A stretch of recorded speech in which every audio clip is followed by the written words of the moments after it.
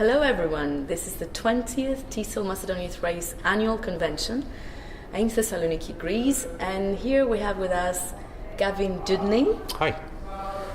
Welcome. Thank you. I'd like to ask you some questions. Actually, he's one of our plenary speakers, and I'd like to ask you some questions about your speech. Sure.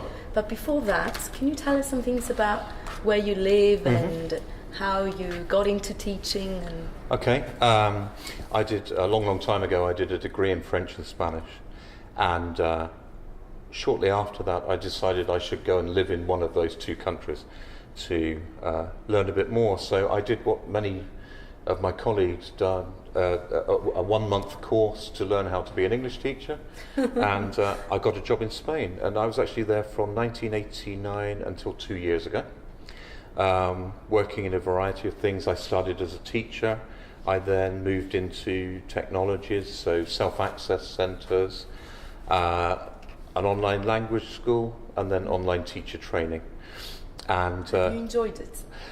Look, I think training teachers is as much fun as teaching people, teaching English. And I'm lucky enough I get to travel a lot. I meet teachers from all sorts of different countries. And it's nice to find out about people's contexts and what's meaningful to them, in their own context. In actual fact, teachers are very similar all around the world. So that makes my job a little bit easier. But most of my work now is online. So I run online teacher training courses with my colleague Nikki Hockley, and we train teachers how to use technologies. That's actually that's very useful. We think so. Well, we hope so. We think so too.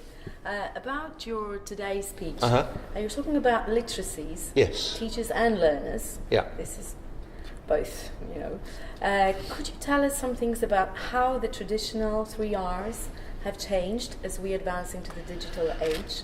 And what does it mean to be digitally literate? Okay. Ooh. I think I just answered that in an hour, so it's probably going to be difficult in 2 minutes. But just give us a brief. Yeah, sure. When I was at school, as I said in the talk, we concentrated on the 3 R's: reading, writing, arithmetic.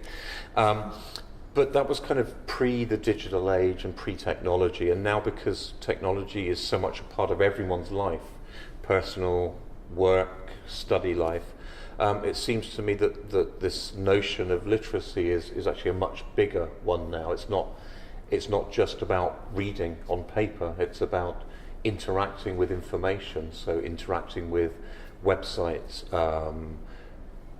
managing our identity on Facebook and other social networks. These are all parts of being digitally literate. So it's how do we learn to work with technologies and digital technologies in our everyday lives and make them a kind of meaningful part of our existence.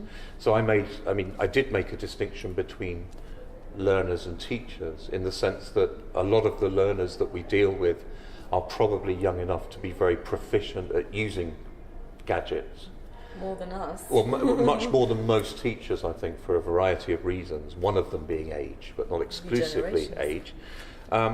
So how do we help them see the educational benefit of those things? So, what's the educational benefit of Facebook, for example? Exactly. Everyone's on Facebook, and they're all having fun, and they're sharing photographs and things, but what else could they do with Facebook? So I'm doing a project at the moment with the British Council in Chile, and the primary focus is on Facebook. And we're going to have something like 50,000 teachers on Facebook interacting with each other, and learners of English as well. And in many ways, Facebook is kind of a good place to go because everyone's already there. So being digitally literate is, I guess, about seeing beyond the technologies to what the technologies can do for us. Do you believe that the demand is really high to expand our literacy, including electronic text and media? If you there's a difference between what happens in schools and colleges and universities and what happens in ministries of education. So if you look at what's happening on a higher level, look at what ministries are doing, they're now talking about digital literacies, and they're talking about what in the US are called 21st century skills. But at the moment, those things haven't filtered down into the classroom. So I think the demand is there, and I think, as I said, this notion of training people for jobs that don't yet exist is that we really need to make sure people do have these skills before they leave school. In a way, when I went to school, they taught us practical things like how to look after a house, how to budget for life, so when you left school you could live fruitfully and properly. And so maybe that's the kind of digital version of that. It's giving people the skills they need every day to work in a digital world. What do you think makes people afraid of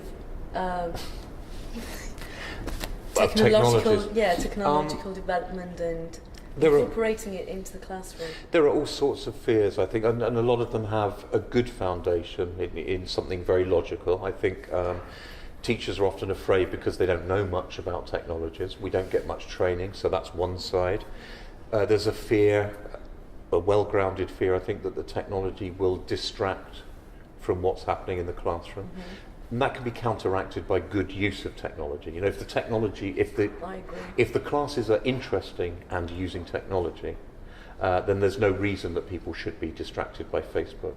And in actual fact, I don't think a minute or two's distraction by Facebook is necessarily a bad thing. People have always been distracted in classes. It's just now they're distracted in different ways. So there's that. There's the fear of the computers breaking down. There's the attention thing. Are kids going to be focused? There's infrastructure problems, obviously, in lots of schools. Is there enough equipment? Does the wireless work? Can everybody get online? If you need everyone to get online, what happens if there's a power cut? I mean, these are all these things contribute to making introducing technology a challenging thing to do. But I think teachers have never really stood back from challenges. We do it every day. Exactly. We look after people in class. We listen to their personal problems and all sorts of things. It's another challenge amongst many others. But I don't think it's bigger than any other challenge. Well, thank you very much. Thank you. Thank you for being here. And my pleasure. It's great to be back here in Thessaloniki. Yeah, and I hope we're going to have you back again. I hope so too. Year. Thank you. Thank you for watching. Bye.